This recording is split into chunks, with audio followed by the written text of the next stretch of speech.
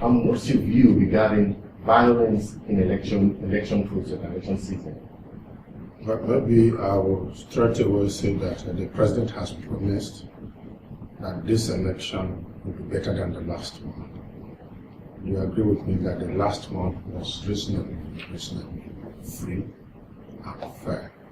However, I do remember that after the elections there were some violence that followed thereafter.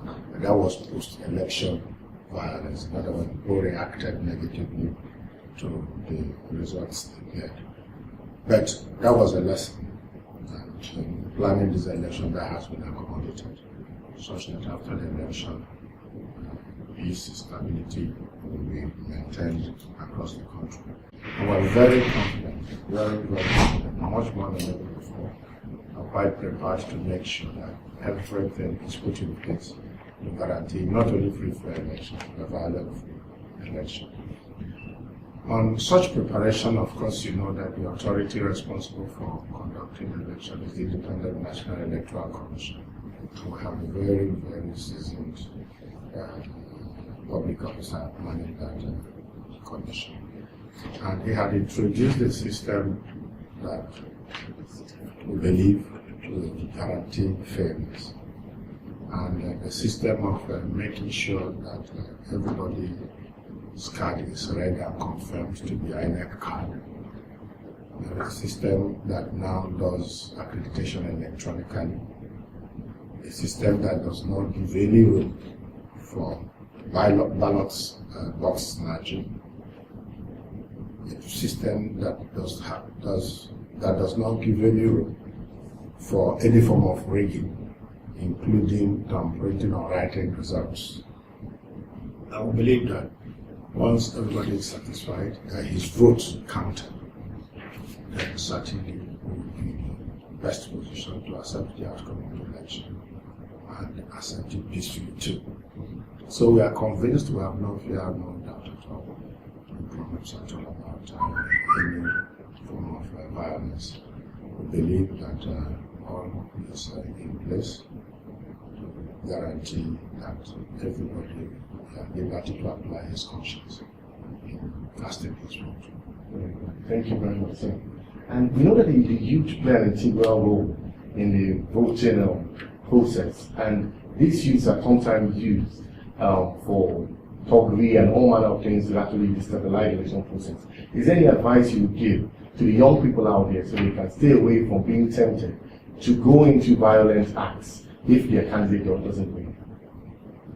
Yeah, I want to believe that the last few elections were actually like just running what will happen now. And you remember that when the result was declared in maybe just the last two, but remember the other two also preceded that. When the results were declared in Ekiti, everybody accepted it. When the results were also declared in Osun, everybody accepted it.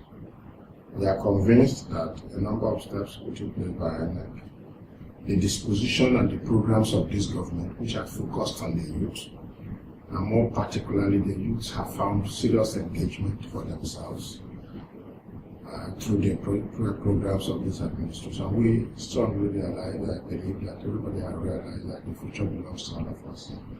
And I think that is the center of Mr. President's message, that look, his commitment is to make sure that both women and the youth are liberated to look up to the future and actually realize that the future is theirs.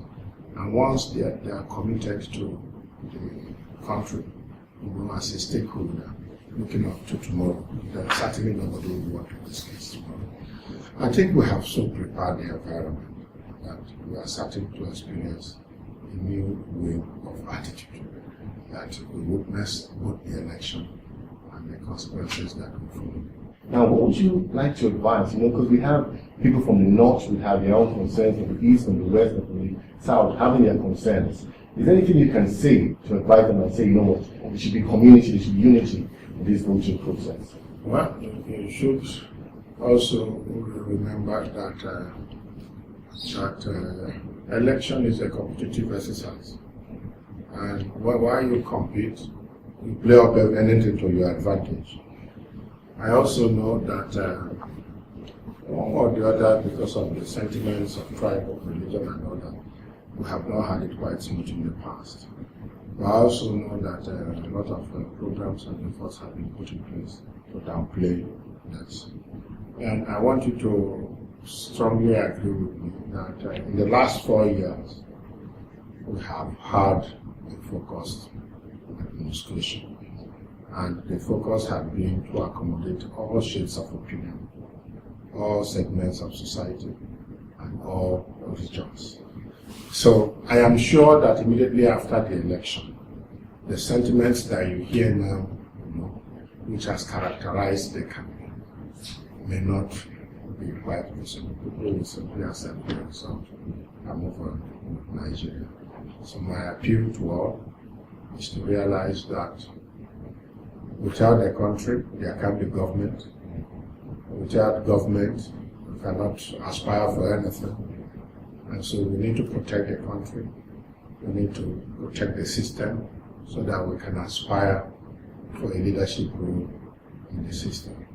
And I believe this message is going down already, and it will continue to go down to the appreciation of all. Can you just comment regarding insecurity in the land? No, certainly I know that everybody is concerned about the developments in the northeast part of the country. But I can tell you that if government is not up to it, it would have gone beyond northeast. But the fact that it had not gone beyond the 3 major states reassures everybody that it's containable. Yes. Now, we cannot also anticipate that terror, by its nature, is something you can stamp out overnight.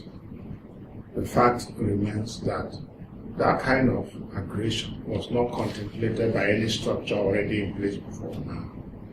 But we can proudly say today that all the structures that needed to be in place to contain such a type of aggression has come in place. And very soon, it will be stamped out of space. So we are confident, we are not threatened by it. We are not worried about it. It's just a challenge of the moment.